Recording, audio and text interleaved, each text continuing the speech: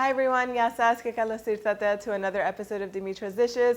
Today we're going to be making beef-filled kalitsounia. Kalitsounia are little hand pies that we make on the island of Crete, where my family is from, in the country of beautiful Greece. The pastry is homemade, the filling is homemade. We're going to be filling them, like I said, with a beef filling, and they're going to be so delicious. They freeze well.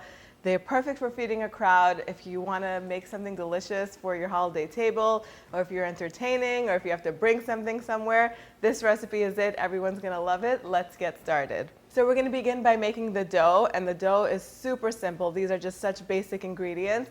In the bowl of a tabletop mixer that we're going to add the hook attachment to in a little bit, I'm going to add 1.5 cups of lukewarm water, about 2 tablespoons of vinegar. I'm using red wine vinegar, but you could use white vinegar if you like. I'm also going to add 1/2 teaspoon of salt, 1/4 cup of olive oil, and 3.5 cups of flour. I might add some more flour later on if the dough is going to be sticky. I'm going to add the dough hook attachment to my mixer, and this is going to knead for about 5 minutes or until the dough is nice and soft and tacky. Mine was a little bit on the sticky side, so I did go in and I added another 1/2 cup of all-purpose flour, and I let it knead until all of the flour was incorporated. I'm also going to dust it with a little bit of flour on top, toss the dough in there just so that way it's nice and coated, and I'm going to cover my bowl with a clean kitchen towel, and this is going to sit aside at room temperature for about 30 minutes. You can leave it for 30 minutes or an hour. That's just going to let the dough rest, and it's going to be very light and easy to roll out.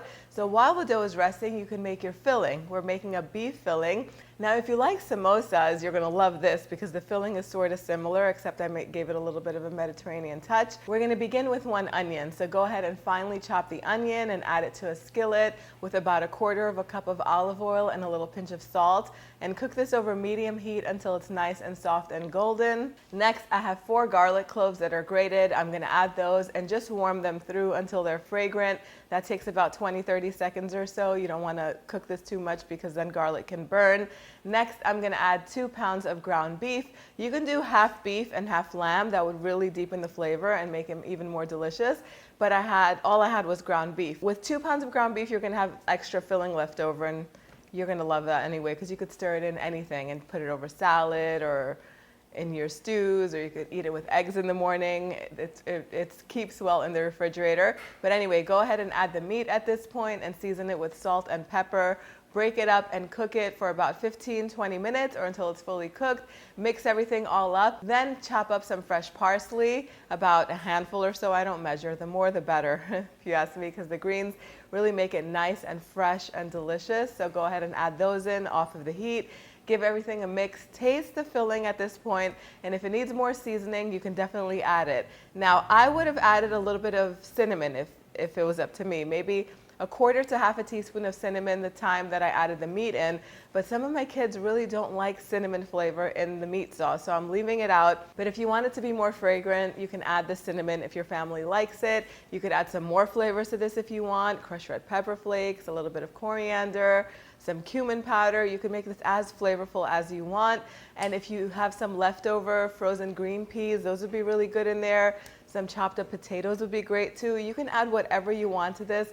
I'm keeping it simple, except I'm going to take half of the mixture out and I'm going to put it in a little bowl because I'm going to make some of these with the flavors of my mom's Thanksgiving stuffing. When she makes Thanksgiving stuffing, she makes it with a ground beef sauce that has pine nuts and raisins, and it's so comforting, and there's also rice in it. We're not putting rice in these, but I did take a little handful of pine nuts and I toasted them over medium heat for a few minutes until they became nice and golden, and I'm going to add those to the portion of meat sauce that I have on the side, and a little handful of golden raisins as well, and mix it all up. And this is going to be for half of them, and the plain is going to be for the other half because my kids don't like raisins in their kalitsounia. Now we're going to put it all together, but before we do, we have to roll the dough out. So divide the dough into 8 equal portions, and you could roll it out by hand like I'm doing with a rolling pin, or if you have a pasta roller that attaches to your KitchenAid mixer, that's going to come in handy. I just didn't feel like cleaning one extra thing. This dough rolls out really easily. Just lightly flour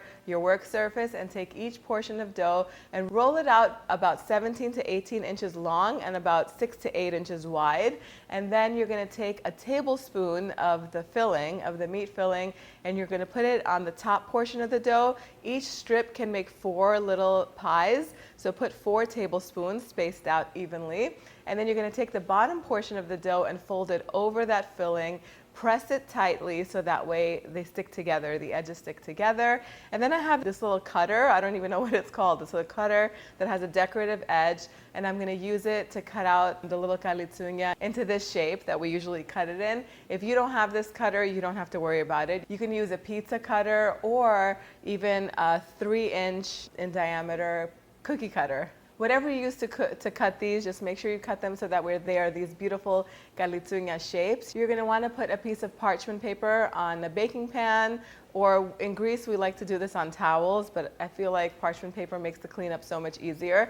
I dust a little bit of all-purpose flour on top so that way the pastries don't stick to the paper, and then I just transfer them onto the pan as they're made. Before I move on, what I want to say is it is a good idea to roll the dough out as long as possible, because you're going to see that once you get it to the 17 inches in length, when you start to assemble the pastries, the dough kind of shrinks. So roll it out a little bit longer than you would think, so that way you get it at the right size. Otherwise you won't have enough space, and then you'll have to roll out scraps so many times. And the more you roll out the scraps, the harder it is. They get kind of tough.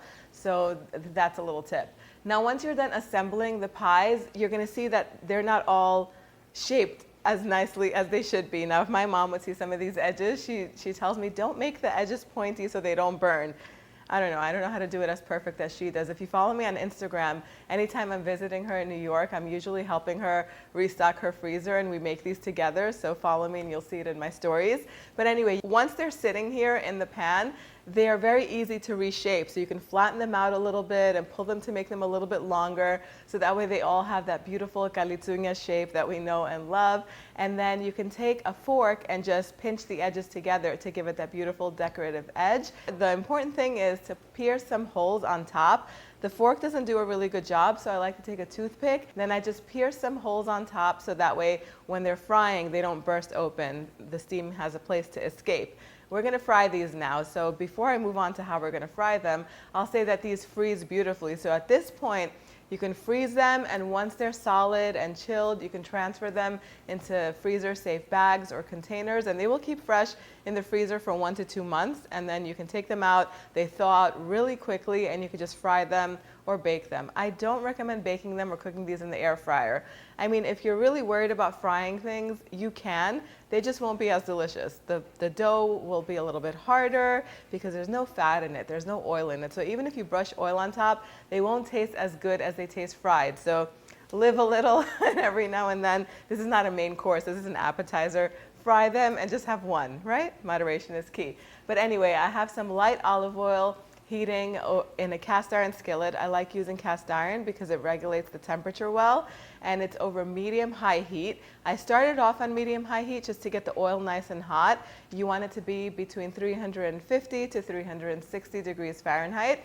And then as you're cooking them, you're going to want to reduce the heat to like a medium so that way they don't burn, because the longer the oil heats, the hotter it's going to get, right? And you don't want to burn them. These only take 3 minutes in the oil. That's it. Halfway through frying, you can turn them over, flip them over so that way they're golden on both sides, and then carefully take them out and drain the excess oil. Then transfer them to a plate that's lined with paper towels to absorb all of the excess oil, and that's it. They're ready to serve. These taste delicious with tzatziki sauce on the side, maybe some harissa or marinara sauce. All 3 things go with them. Time for the taste test. You see how crispy that pastry is, and the filling is just perfect. So delicious, perfectly cooked.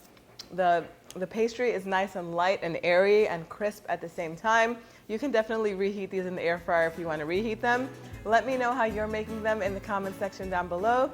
You can head on over to the website to print this recipe. I also have the spinach version of these and the cheese version of these, which I'll post down below. Thank you so much for spending time with me today. I'll see you all next time. Yes, us.